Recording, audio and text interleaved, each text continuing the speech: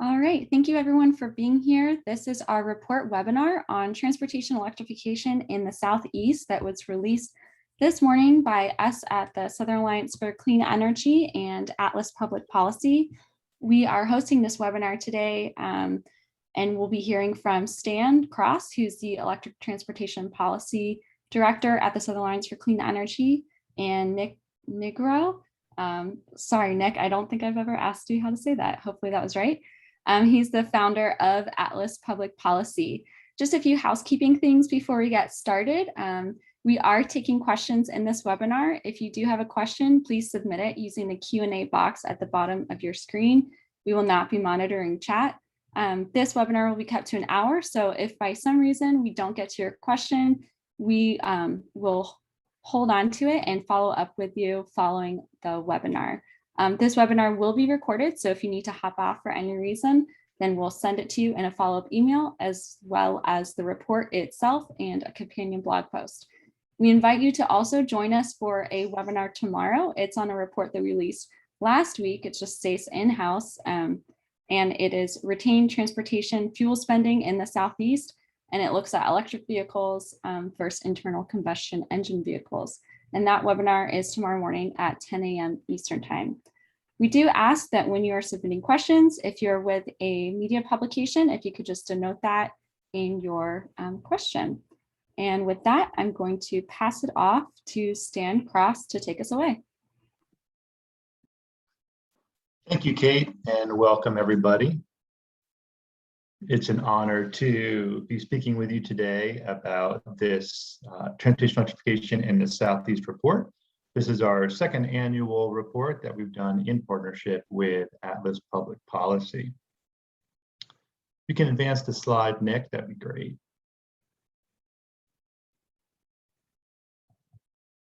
So Southern Alliance for Clean Energy's program, Electrify the South, I have the honor of leading as our Electric Transportation Policy Director. And Electrify the South carries out SACE's mission across the Southeast to advocate for clean energy and safer and healthier communities. When it comes to Electrify the South, we focus our advocacy on public policies and utility engagement, and we engage in fleet and consumer outreach to advance transportation electrification across the region. The goal of this report is to track movement in the market, including trends across a series of indicators. When we were thinking about electric transportation market here in the Southeast, we're most interested in looking at 6 key indicators. We look at market manufacturing employment, right? So how many people are working in the electric transportation space, as well as manufacturing investment. How much of the investment being made in the transition to electric transportation is coming to the Southeast. We also look at sales of electric vehicles, and for this report, we focus on light-duty passenger vehicle sales. And we also track charger deployment, so how many EV charging stations, both fast chargers and level 2 chargers, are getting deployed for public use. We also track utility investment, and we focus on investor-owned utilities where we can track that investment through dockets, and we also track government funding, particularly the dollars that states are allocating to supporting the transitions to electric vehicles. The good news that you're going to see today is that when we look across these indicators, they're all trending in the right direction. We're seeing increases in manufacturing employment and investment, in sales and charger deployment, as well as in utility investment and government funding. The Southeast has clearly emerged as a national leader in manufacturing employment and manufacturing investment. Though we're tracking for this report, Tennessee, North and South Carolina, Georgia, Alabama, and Florida. And across those states, there's about 18% of the nation's population. When we look at manufacturing employment here in the Southeast, there's about 18% of the national employment is located in the region. And as far as investment goes, about 37% of investment is here in the region. Both are outsized for our population and really exciting to see. And even though EV charger sales and charger deployment, utility investment, and government funding are all trending in a positive direction, the region is still lagging other regions across the country in market growth. And what this report illustrates, and I think is really exciting, is that we have an opportunity in the region to leverage the growth and expansiveness of our manufacturing, employment, and investment to really accelerate the market. And accelerating the market will lead to more investment in manufacturing and more job creation. So there's this virtuous cycle that's emerging in the region. And we can look at other places around the country where sales and charger deployment and utility investment and government funding are higher, and we can see stronger markets as a result. And we can see what the policies and regulatory reforms and outreach strategies are that are helping to drive those markets. And so we're beginning to see best practices and case studies emerge from other places in the country that we can begin to deploy here in the Southeast. One other thing that the report notes is that when we think about a transition to electric transportation, we want to think about it in the terms of an equitable and accessible for all transition. And one thing that we recognize here in the Southeast is that tracking equity and access is really challenging. There's just not good metrics out there. And so one of the things that we note is the need to really focus on thinking what are the metrics when we're thinking about equity and accessibility, and how do we begin to track those so we can measure the success of utility investments and government funding in trying to move the needle forward in a way that makes sure everybody can benefit from transportation electrification. So with that, I'm going to turn it over to our partner, Nick Nigro at Atlas Public Policy. And he's going to take us into the details of this report. When he's finished, we'll circle back around for Q&A. So go ahead, Nick, take it away. Hey, thanks a lot, Stan. Great to be here. Hello, everybody. My name's Nick Nigro. I'm at Atlas Public Policy. I'm going to talk about a report that we just helped put out with SACE on electrifying the Southeast. This is our second version of this report. We did the first one last year right around this time. Before I get into the findings, I want to just remind folks, if you're not familiar with Atlas, what we're about. So Atlas is a DC-based company. We started in 2015. We work with a number of public agencies, all levels of government, working to help develop data-driven public policy. We also work closely with environmental NGOs and other nonprofits like SACE and foundations, and also some private businesses. We do a lot in the electric vehicle space. So we were very excited about helping to put some of the data we have collected to work in this report. Speaking of data, we are a data-driven company, so it's always important that we show our work and let folks know where we got all this information. For the most part, the data from this report is sourced from our product EV Hub. This is a website that we manage for a large share of the electric vehicle public policy community, over 1,100 or so users. So if you're not a user of the site, I encourage you to go check it out after the webinar. So as I mentioned, a lot of that data that you're going to see here today is directly from EV Hub. So Stan did a great job setting me up for this slide. These were the key indicators that we identified to track in transportation electrification in the Southeast. And you can see the percentages. I'm trying to see if I don't see the word decrease anywhere. So of the trends, it is all very positive in the Southeast. It's also positive nationally, generally speaking, for electric vehicles right now. So just as an example here, the sales data, these are, as Stan mentioned, passenger vehicle sales, they're up considerably nationwide. And the Southeast, though the Southeast is up nationwide, as Stan mentioned, the per capita or the per person adoption of EVs in the Southeast is lower than it would be if it was on just as a share of the population. There is one key stat though that I want to highlight here, and I'll show you again in a moment, but 46% of all EV sales in the Southeast have occurred in the last 12 months. So the momentum is there and the evidence is in the data. Similarly, charging deployment is up considerably. About a third or so of all charging stations in the Southeast have been deployed in the last year or so. And so we've seen considerable growth there as well, along with the investment side of things. Before I talk about manufacturing, I want to talk about the utility and public funding side. Big growth there from the utility side. I'll share more on the details in a moment, but we're seeing a much greater share of funding for EVs coming in from utilities in the Southeast. And last but not least, on the funding side, we've got government funding. Volkswagen settlement is up big time in the Southeast. About over 2/3 or so of all Volkswagen settlement awards in the last 12 months in the Southeast states went to electric vehicles. So I left manufacturing last because, in my opinion, this is likely the biggest driver of activity related to transportation electrification, and probably the Southeast's biggest leverage opportunity to encourage better public policy, greater consumer adoption of the technology. Lots of jobs are being created. As Stan mentioned, you can see the statistics here. It's a big increase over the last 12 months. And lots of investments. So it can be tough sometimes to know exactly how many jobs are going to get created. We track this data from public announcements from companies, and so those are often just estimates of how many jobs might get created on an electric vehicle plant or a battery plant.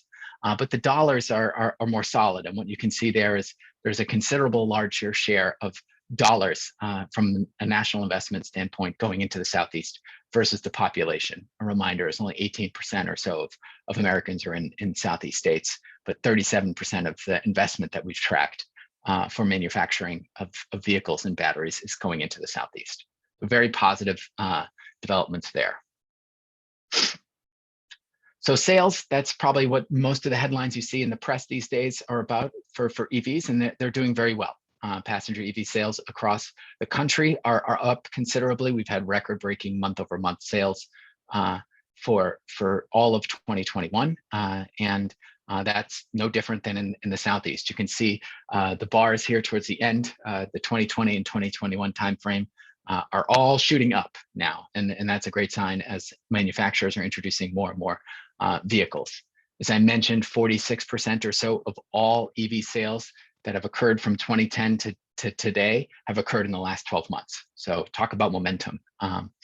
In terms of overall, looking at sales from a per capita basis, Georgia still leads. You can see that bump in 2014, 2015 timeframe. That was when Georgia had a $5,000 EV tax credit in place, and it became a national leader in sales at that time.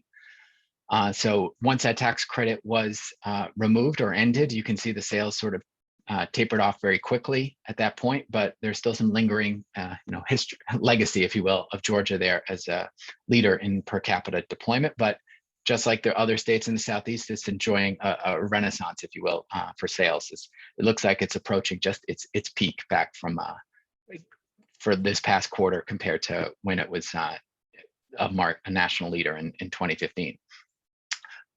Biggest momentum is Florida in terms of the growth, and South Carolina as well. So jobs in manufacturing are certainly where it's at in the Southeast, and we see lots of positive developments in the last 12 months. Tennessee is really leading with announcements from General Motors and others about manufacturing, Volkswagen, et cetera, manufacturing of EVs in the state. And they've announced almost $7 billion worth of new investments, which is going to be a big boost to that economy and hopefully lead to some complementary policies to encourage consumer adoption. Overall, though, the largest plant or activity investment in a single plant or investment is in the battery manufacturing plant in Georgia for $2.6 billion. And so you can see from the map here that the activities are spread across the Southeast. And again, as a reminder, 37% or disproportionate share of the total national investment is going into the Southeast. I just noticed a quick question, and I got the little chats open, and the answer to your question about is this cumulative growth is that from 2010 to now, and the answer is yes. So onto charging, a third of all charging stations that we track from the Alternative Fuel Data Center from the Department of Energy, a third of all the stations that exist in the Southeast right now were put online in the last 12 months. So huge growth here. What you're looking at in terms of this scatter plot is the EVs per capita on the bottom, and the charging ports per capita on the y-axis. So that gives you a sense of the relative strength of deployment of infrastructure in vehicles. And you want to, in general, in these kind of plots, you want to be in that top right corner. And so Georgia and Florida are, in fact, the leaders in the Southeast. And what those gray dot hashed lines that you're looking at, the one on the bottom and to the left, are the national average, excluding California. The ones to the right and at the top are the national average, including California. And we added the excluding California because they are a rare part of the EV market. They have over half of the adoption of EVs, far more so than most other states. So in general, when we're comparing states outside of California, we usually try to exclude California to make it more of an apples to apples comparison. And in that situation, you can see Georgia are above average relative to the rest of the country. North Carolina and Tennessee are both approaching that national average.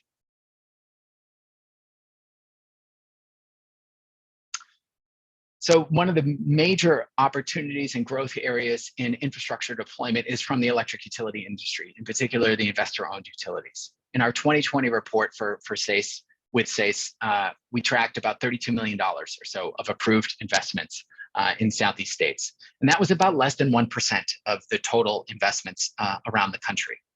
So a year later, we've added $100 million, or up to $130 million now of approved investor-owned utility investments in charging in the Southeast. And now the market share, if you will, for the Southeast has jumped up to 4%. So they're heading much more so in the right direction. And just for context, out of the 130 million, it's about 3 billion or so total nationally that's been approved by public commissions to invest, for utilities to invest in EVs and EV infrastructure. It's one of the single largest sources of investments in charging to date.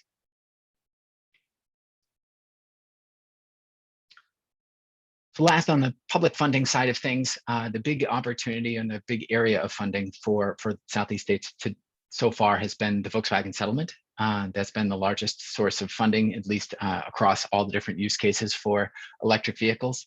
And in a case of emphasizing the momentum of the technology, over 2/3 of investments from this, or awards for the Volkswagen settlement in the Southeast, went to electrification. And this was in the last 12 months. And that's more than the national average of about 60%. And for context on the momentum that we've been keep talking about, to date, about a little over half of all Volkswagen settlement awards went to electric vehicles. So what that means is EVs are gaining more and more share of the awards that are going out there and competing better against other alternative fuels. And so looking ahead, you see about 250 million, or $250 million in Volkswagen settlement dollars remain in the Southeast. And if you can do the math on that, 2/3 of that is quite a lot of money. It's going to amount to more than what was approved in the case of utilities to date. So it's a lot. And one last flag on policy side of things. Not all EV policy supports EV adoption. In some cases, there can be policies that can discourage it. And in the case of EV fees, it's a mixed bag. And so when you look across the Southeast states, these fees to cover help counter the fact that EVs don't have a gasoline engine, and so they're not paying a gasoline tax. So states want to make sure that these vehicles are contributing their share to the road funding network. When you look at that across the country, many states have it, somewhere near 30 around the country. The average fee in the Southeast is higher than the national average. And in some cases, it's actually noticeably more than what a gasoline driver would pay. So an EV driver is actually being penalized for driving an EV and contributing more to road funding than their comparable gasoline vehicle would. So in that case, we would consider those to be punitive policies. So while all EV drivers want to pay their fair share, policymakers have to strike a balance between making sure that we're funding the roads, but also encouraging innovative technologies like electric cars. And so we got plenty of time for questions, Stan. I know you got a few, and I'm really looking forward to the discussion. Thank you very much. Great, Nick. Thank you very much for for that presentation. And I just want to invite folks to continue to ask questions as we go into Q&A. Just to kick us off, I'm curious, Nick, if you have any insights into sort of why Florida is so far ahead of the pack and such a standout in the Southeast. You mean in terms of cumulative sales and that sort of thing? In terms of cumulative sales, yeah. Yeah, I mean, it's a big state. And so there's a lot to be said for the sheer number of people in Florida relative to other states. So on a per capita basis, they're not, you know, they're closer in the pack. Let's go back to that. I'm going to keep sharing my screen if that's okay. Whoops. Actually, let me just go back to share my screen real quick, Stan, and we can look at that chart again. That'll be great. Thanks. Okay. Can you here? All right. Yeah. So Florida, despite the fact that can you see it? Nope, not yet. Oh, okay. Let me try that again. Apologies. That's okay. We're back now. Okay. So when you look at Florida, you're right that it does have a relatively high share of EV adoption. Georgia has a slightly higher one, likely because of their legacy adoption from the early days. And so where's that excitement coming from? I have to think that a lot of it is from the more makes and models that are being introduced that fit Floridians' lifestyles, because there isn't a huge policy framework in place in Florida right now to encourage EV adoption. There's no rebate and of that sort of, that's been a typical driver for EVs around the country. And so I have to think it's better options and models. So we've got very successful new models that have been introduced in the last couple of years, including Tesla's Model Y and the Ford's Mach-E, and both of those are doing very well in states like Florida. And I think that's really must be one of the key drivers. I will say that we're going to keep a close eye on Florida looking ahead. Because there is much more momentum there than there was in the past around utility engagement and other activities. The state itself is doing many more actions in support of EVs in the last year than they have in the past. And so I think that trend is only going to increase. Great, thank you. And another question that's come in is, when we look at the momentum that we're seeing across the Southeast with all the indicators heading in the right direction.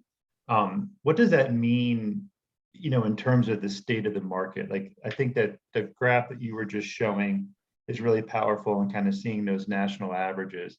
But how should we be interpreting the rapid acceleration in sales and charger deployment, utility investment, government funding, especially in the last 12 months, in the context of the strength of the market overall here in the region? So let me start at the national level. The single biggest transition that's going on in transportation right now is the electrification of the sector. That is driving billions of dollars of investments and all kinds of activity across the economy, and that's not going to change. The policy framework in place in many states and the growing interest here in Washington of encouraging EVs is only going to accelerate that transition. And because the technology progress has been so great, we're going to finally hit that sort of kink in the curve, if you will, for adoption. That's where we are right now. We're on that upswing because we're starting to get vehicles that really meet consumers' needs at a price point that they can afford. And that's only going to get better. And so I can see looking ahead, now this is where the US has a very rare opportunity to capture more and more of that investment that's going globally into this technology.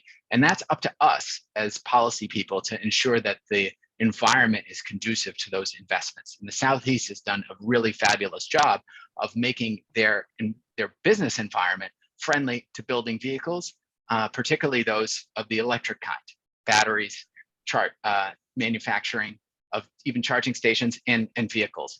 And that includes passenger and medium and heavy duty vehicles.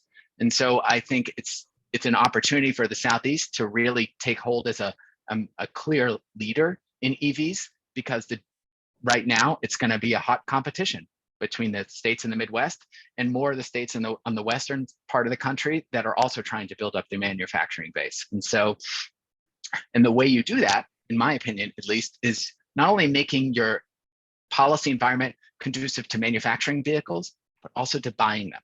And you create that culture of EV adoption within your region. And I think that will only help encourage more jobs to come to the region.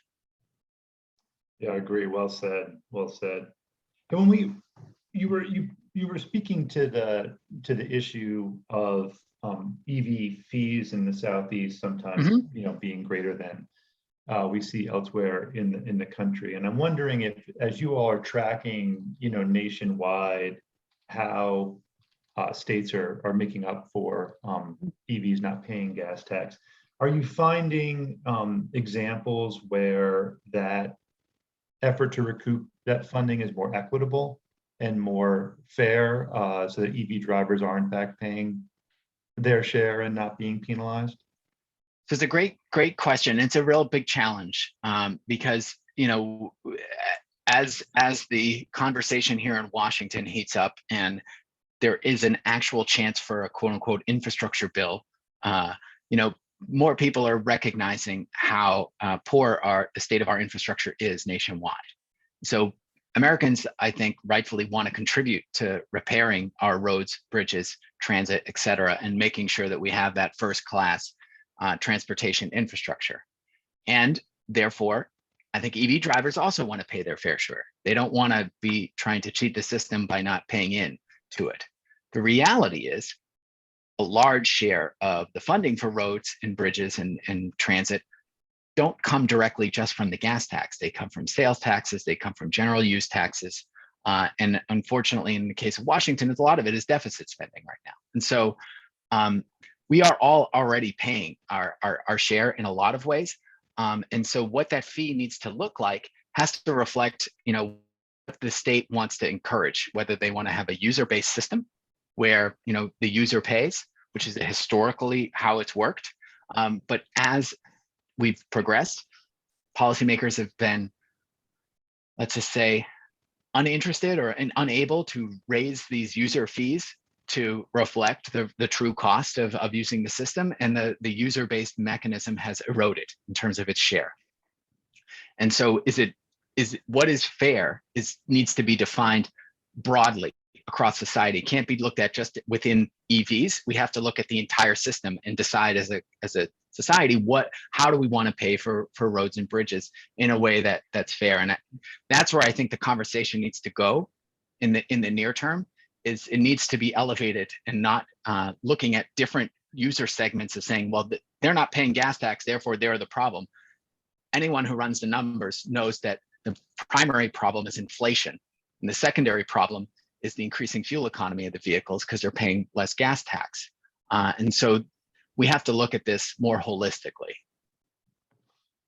And, in thinking about, fairness, for me, it kind of brings back up the question about equity. And when we're thinking about consumer adoption with electric vehicles, there's, two main incentives that have been implemented. Well, really one, being the tax credits. The other one that's often talked about are sort of cash on the hood rebates.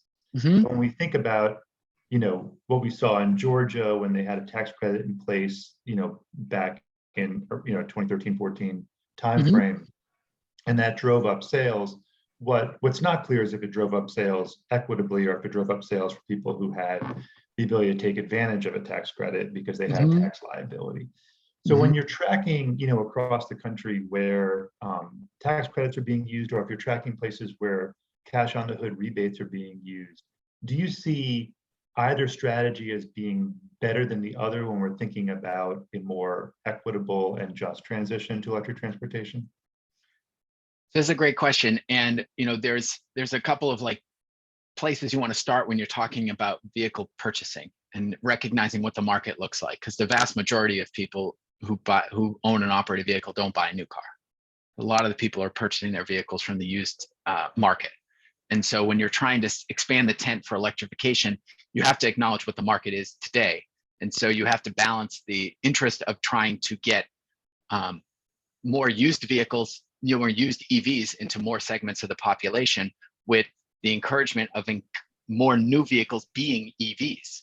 And so there's a really challenging market dynamics there. Having said that, generally speaking, we have to do a lot to ensure that the benefits of transportation electrification are realized by all segments of society.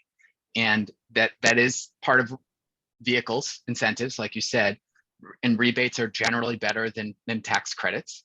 If you're leasing a vehicle, the tax credit can actually go to the company you're leasing from. So it's not always about what your personal tax liability is. But in general, rebates are better for that reason. But we have to look also beyond passenger vehicles and what problems are being solved by transportation electrification. A lot of it is air quality impacts, which tend to be disproportionately experienced by disadvantaged or underserved communities. And in those cases, it's not necessarily the electrification of their ride per se that they might benefit most from EVs, but it's the electrification of the freight system or the transit system or the other medium and heavy duty vehicles that are running through their communities. So thinking about, I know that a lot of the indicators in the report focus primarily on passenger vehicles, though we do go into some of the things happening in the medium heavy duty market in the Southeast as well, and that's in large part because the data for the medium heavy duty market is still difficult to get a hold of and really make sense of. But what we do recognize is that when we think about that medium heavy duty space, and we think about the additional benefits of reducing air pollution and dealing with carbon emissions, there's a lot to gain from electrifying that sector. And one technology in particular, school buses, seems to be gaining traction. I know that when we look at Volkswagen settlement funding, there's been allocation for electrifying school buses. And so I'm curious, from thinking about school buses and seeing kind of what's happening at the federal level and the bipartisan infrastructure bill, what do you think we should be doing in the Southeast to really prepare just specifically for that electrification of school buses, which seems to have a lot of direct and indirect benefits for the southeastern states?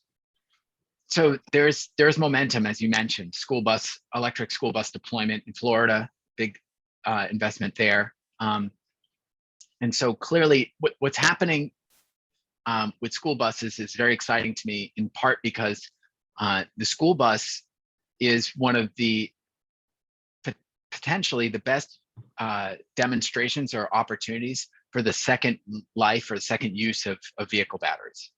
And so what that means is there's a value proposition out there by electrifying school buses that can dramatically reduce the total cost of ownership of those buses, which can quickly accelerate the deployment of them.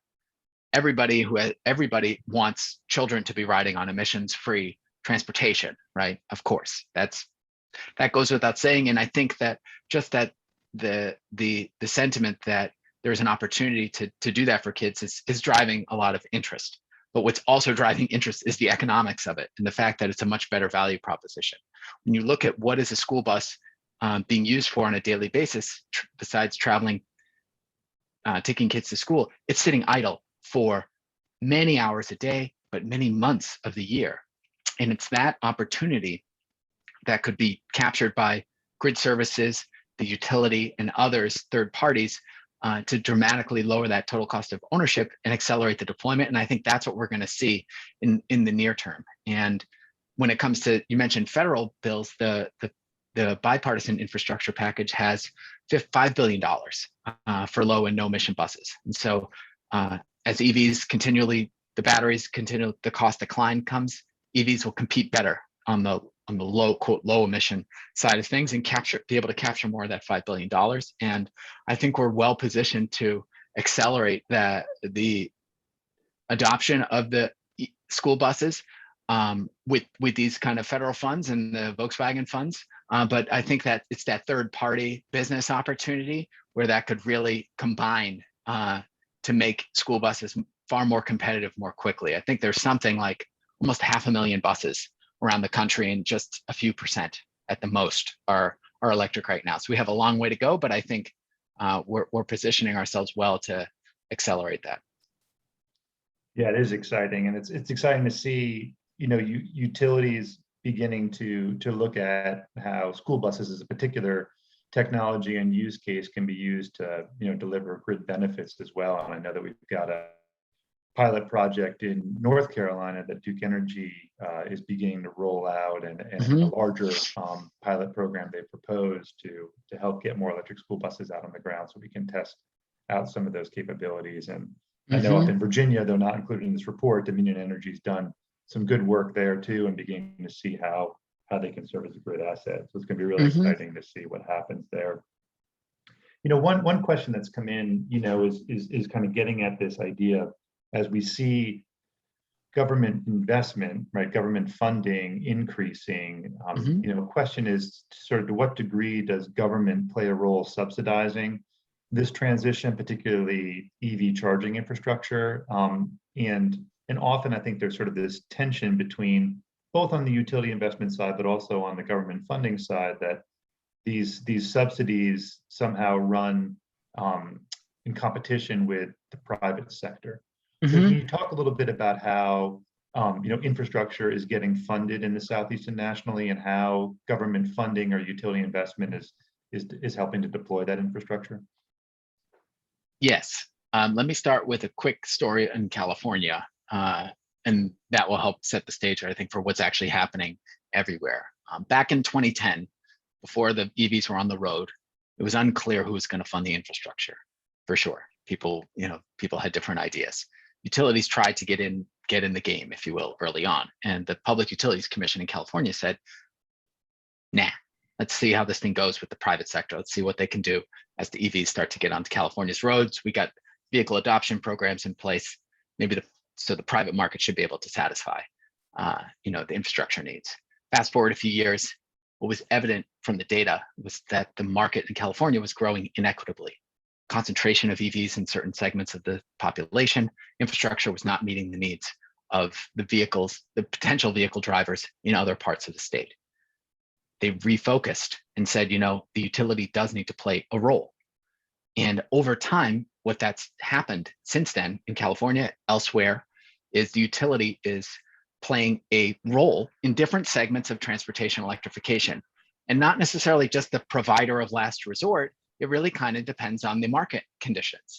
And so that's why, in part, you're seeing a much stronger role for the utility in states in the Southeast. As we mentioned, and on the report, we had something like $30 million of approved investments from investor-owned utilities last year. And now we have 130 and more coming, right? The recent settlement in Florida Power and Light just a couple weeks ago. I mean, there's going to be a lot of money because there's a big opportunity to help the grid with EVs. It's a little counterintuitive, but EVs are an opportunity to help reduce the average cost of delivering electricity in general if they're charged at the right time. And that puts this grid in a much more efficient space than it would be otherwise. And that can be a benefit to the ratepayers. And that's kind of what we've seen in some of the leading states. And I think that's where you're seeing a lot of interest from utilities. But they're not the single savior, if you will, for the gap in infrastructure funding, because there is going to be a ton of private investment as well. And that's what we've been tracking. Anybody who tracks stocks know a lot of charging companies, right, have gone public in the last 6 months or so. And that's through these special purpose acquisition companies, or SPACs. It's generated hundreds of millions of dollars of private investment that's also going to be going into infrastructure. And so there's a huge role for the private sector in fulfilling the needs of EV drivers. And last, but definitely not least, is government funding. They are a backstop, if you will, an instigator for getting funding in new spaces, trying out new things, and in some cases, maybe even helping establish a backbone and a basis for the market in different segments. And so I think all of these players are going to play a role in this decade as we transition and accelerate EV adoption. And I think they're all going to have to play a role for quite a long while. The utilities and private sector probably permanently, the government though for quite a while. And thank you. And I think it's well said. And it's one question that's come in on the chat, is kind of just to build off what you were saying about utility investment and the kind of additional benefits of supporting, greater grid functionality and, reduced putting downward pressure on electric utility rates for all, both of which I know can be counterintuitive. And we see a lot of, news that's sort of bringing into question whether or not EVs are going to crash the grid and how we're going to manage this. So, when you all are looking nationwide at utility investments and the dockets that these investments are being filed in, are you seeing, an emerging understanding among regulators and utilities that investing in the market right now to accelerate it is to the benefit of all ratepayers? Is that becoming clearer and clearer, or is there still a general question as to whether or not, those grid benefits and downward pressure on ratepayers are likely to emerge? It's a great question, and the evidence is emerging on that. A lot of these utility programs are fewer than a year or two old, so it's very early, in a lot of cases too early to make a conclusion on whether or not X, Y, or Z role for the utility is appropriate in a different market. If you look to California as a kind of leading edge on some of these concepts, what we've seen from the data is that the programs are generating far more revenue than their costs, and what that looks like depends on the market regulatory structure. In the case of California, those extra the revenue in addition to beyond costs are going to end up making their way back into the grid management in some way, shape, or form, whether that be investments in new infrastructure or reduced rates or frankly whatever they decide they want to do. That's how California is set up. Now, other states are going to have different policies, so that's where public policy can come in and help to decide how that gets those different additional revenues, get used. But that's what the evidence shows, essentially. It's generating more kilowatt hours than which makes sense, right? It's the amount of revenue that's getting generated through the delivery of energy is more than it costs to deliver the energy, right? Otherwise, we wouldn't be a profitable business. So it is intuitive that it's beneficial. And so now the question is how do we make sure that we're capturing that and creating virtuous cycles? And there are a number of utilities who are trying to set up those frameworks with their commissions in order to do that. And I think that we're going to see a lot of innovation in the Southeast, in part because the regulatory structure there is different than in the Northeast and California. There's probably going to be different approaches. I'm seeing a couple of other questions coming in that are kind of ultimately leading to sort of this question about fleet conversion. But I think to get there, I want to ask a question ahead of that, and that's that. We're seeing a lot of new vehicle types coming to market, or really, being signaled that they're coming to market soon. And particularly, obviously the Ford F-150 Lightning has gotten a tremendous amount. Right. Folks are excited about Rivian's vehicles coming to market. We're starting to see delivery vans that are going to be able to deliver our Arrival packages, in your region, right? Exactly. Yeah. Arrival in North and South Carolina, as well as Amazon starting to move in that direction, and other delivery companies as well. And so as we start to see this greater vehicle diversity with new use cases, and we start to, as consumers, see electric vehicles doing things that we might not have thought them capable of doing before. I'm curious if you could speak to what Atlas is seeing that starting to trigger in the market, and then connected how you see that as really beginning to accelerate this fleet market, and what that fleet electrification could mean to the EV space writ large. Great question.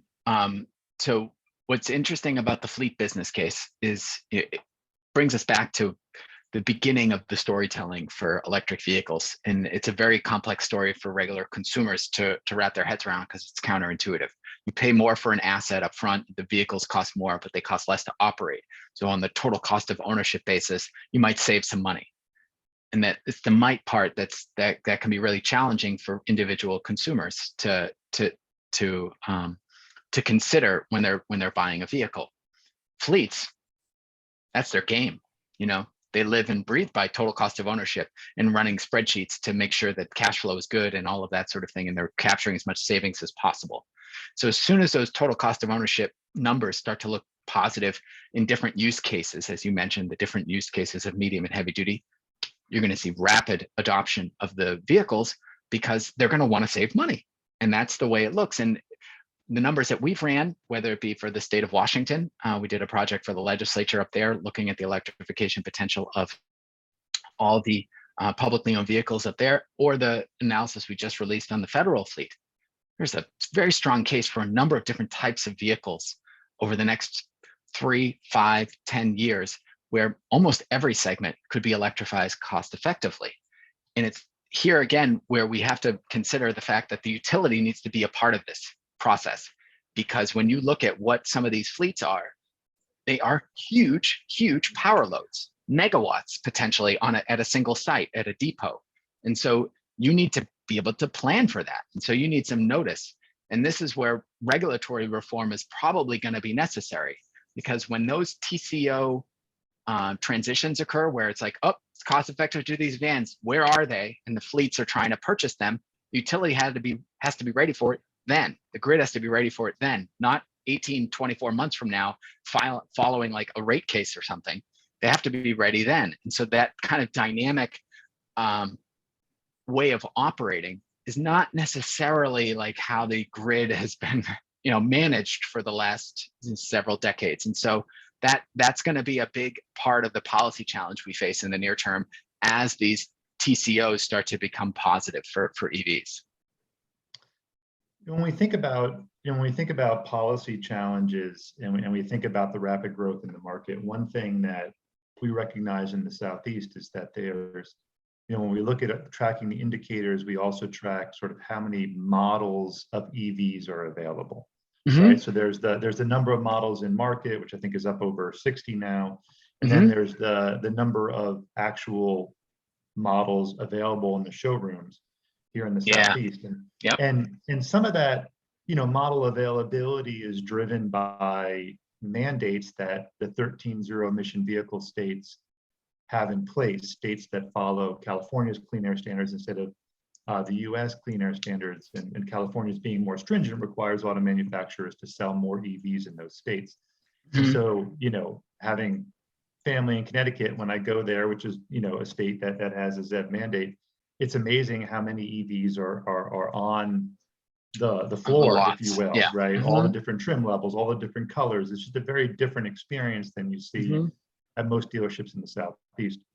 In addition to that, in the Southeast, there's this sort of issue of manufacturers being able to sell and service vehicles directly to consumers. Mm-hmm. And in Tennessee and Florida, any auto manufacturer, EV auto manufacturer like Tesla, can sell their vehicles and service their vehicles in state. In North Carolina and Georgia, Tesla can on a very limited basis, but nobody else can. And in South Carolina, nobody can. And so when we look at that dynamic, sort of where you can, where the new EV companies can directly sell and service their vehicles, and that kind of roadblock where they can't. Mm-hmm. And then we look at the fact that the Southeast is not a state that's not a region that's likely to, adopt regulatory policies like ZEV mandates, or haven't been, at least up until this point. What do you see about a tension emerging where, as market demand ramps up, consumers have a challenge accessing the vehicles that they now desire, because they're just simply not available or not easily attainable here in the Southeast? So I could probably boil it down to what the Southeast has done to attract manufacturing and jobs to the Southeast from different parts of the country and other parts of the world. They have to do for the product too. They have to look at innovation. And maybe there's a different way, as you said, maybe it's not the ZEV program for the Southeast, maybe it's something else, but they have to encourage innovation in the acquisition and ownership of vehicles if they want those products to be offered for sale in their region. And I think that's an opportunity for the Southeast to kind of stand out and say, you know what, we don't need to do it the way California did it, or, the hoity-toity New England states where I'm from, and I can say that, we can do it the way the South wants to do it. And that to me is an opportunity. Yeah, agree. And I think that's a really good point that, we are in a nascent market, and one of the challenges is that there's not a clear path ahead, and one of the opportunities is that you can make the path that works. And so I think both are true at the same time. So we've got about 8 minutes left, and we've got a few more questions that I'm going to try to get to, but I'd also kind of like to hear you speak a little bit, Nick, and I'll add some thoughts, at the end about sort of looking ahead. What are you seeing come next in the Southeast for transportation electrification when we update this report again next year? Yeah. Based on the What am I going to be looking seen, for, right? Yeah, exactly. Like what are you keying in on as metrics that you think are really important to be watching? A few things jump out at me. First and foremost is the manufacturing investment numbers, jobs numbers. Where are the commitments coming from the industry? How much is the Southeast continuing to disproportionately win effectively of the hundreds of billions that have been committed to by these companies? As they say, in a press release, we're going to invest $100 billion into EVs. They eventually have to turn that into something real. And as they start to turn into something real, we get a better sense of where the actual investments are going to end up. I'm going to keep a very close eye on that because I think that's where the Southeast has been leading, and they have an opportunity to continue to lead. Other things I'm going to look for are market indicators that are generally beneficial for electric vehicles overall, but have been where the Southeast has been perhaps a little bit behind in some cases. For example, as the market has grown, the share of Tesla has shrunk because the auto manufacturers are introducing vehicles that are frankly better. They're not quote unquote compliance cars. They're cars that everybody wants. The Mach-E has been a really great example of that. I'm going to look for what the market distribution looks like in the Southeast and how many of those models, to your earlier point, are actually getting purchased there. Tesla's selling vehicles everywhere because they're a very successful company, and they've proven that you can overcome the inertia of creating an automaker from scratch. So they've proven it's possible. Now let's see how some of the other manufacturers, as they introduce new models that are compelling, how much of that is getting into the Southeast market. I'm going to keep an eye on that. And then the last piece is infrastructure.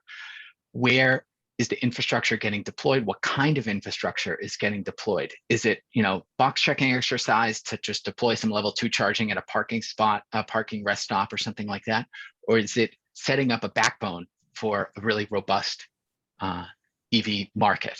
And so I'll be looking at what kind of infrastructure is getting put out into the different states of the Southeast. Yeah, I think those are all really great trends to be eyeing. I think what I would add to that would be, I think also, looking at a number of the states in the Southeast, including Tennessee and North Carolina, have electric vehicle plans that are in place. South Carolina's finishing one up at the end of this year, and Florida is in the process of finalizing their EV master plan. And so I think I'm going to be watching how those efforts go from planning state to implementation. Right, because that's going to be a challenge. I think a lot of good planning has been done at the state agency and state government level for how we're going to move the market forward. But getting it implemented, I think, is going to be the next challenge, and it's going to be exciting to see how that rolls out. And just to build off that just briefly, I think that we're going to see potentially whatever comes out of Washington this fall, not as a disruptor of all of those plans, but potentially, fuel to the fire, if you will, an accelerator of some of these plans. And maybe, now we can do this instead, and we can accelerate this timeline or that timeline. And I think that I'll be keeping a close eye on the impacts of whatever comes out of Washington with what the states are planning to do. Because one thing that people, some people in media have asked me in the last few months is, to what extent will state policy matter if Washington has a giant infrastructure package and the Democrats do their reconciliation thing and they get this huge amount of money into clean energy? To what extent do states still matter? And the answer is a lot. According to our estimates, we did a number crunching exercise for estimating how much infrastructure would be necessary to electrify 100% of EVs. EV sales by 2035 and eventually EVs in total. For the next decade, to get to that, to put us on that glide path, we need something like $85 billion. A lot of money. And that's not coming, right now, it's unlikely that money is going to come from Washington. For a large share, that's going to come from the private market and from some form or fashion from states, and so and utilities. And so there's going to be a considerable role for all of these actors in the near term. I agree, and I think before I give it back to Kate for some final housekeeping, I think the other thing that I'll be watching is the degree to which stakeholders in the Southeast are able to really begin to engage underserved, underrepresented communities in a meaningful way. So you kind of hit on this with the infrastructure you're going to be tracking. Is it just kind of willy-nilly box checking, or is it strategic? And I think part of the strategy that we're seeing begin to emerge, both in utility filings, but also in VW settlement program design, and as well in sort of policy considerations at state and local levels, is how does this charging what does equitable distribution of charging infrastructure even mean? Understanding that and making sure that it's done in a way that this transition to electric transportation doesn't just get us out of internal combustion engines into EVs, but also sort of overcome some of the historical inequities that are baked into our transportation system, so that everybody has access to the benefits of driving EVs, of riding in EVs, of accessing EVs. So I think that's another metric that's going to be really interesting to keep an eye on. I think the Southeast has a chance to lead on because we have a really dynamic set of stakeholders in this region that have their eye on that challenge. So yeah, agreed. But, and any final words, Nick, before we turn it back over to Kate? Well, I will just say that, I've been working on, the electrification of transportation, climate change for over 10 years now. And this is hands down the most exciting year that I've been involved in this space. Like the stuff that's happening, not just globally in climate policy and technology deployment, but specifically in the United States. It's refreshing, let's say. And it's giving me some good sense of optimism about the near term for the U.S. and how we're going to compete. And the Southeast is doing a great job of carving out their role in that. And so I just want to thank Stan, Kate, and all the folks at SACE for the opportunity for all of us at Atlas to work together. And special thanks to Tom at Atlas, who is the lead author of this report.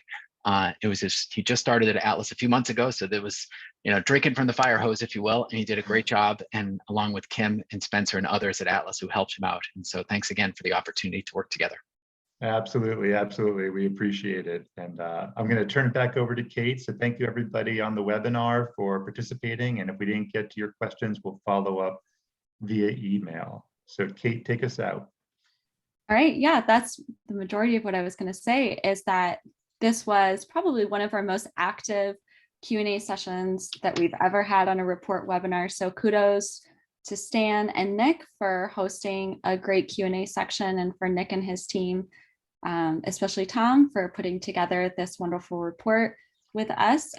We will be sending out the recording for this webinar tomorrow afternoon, and a reminder that we will be hosting our other report webinar focused on retained fuel spending in the Southeast on transportation. That will be tomorrow morning at 10 a.m. Eastern time.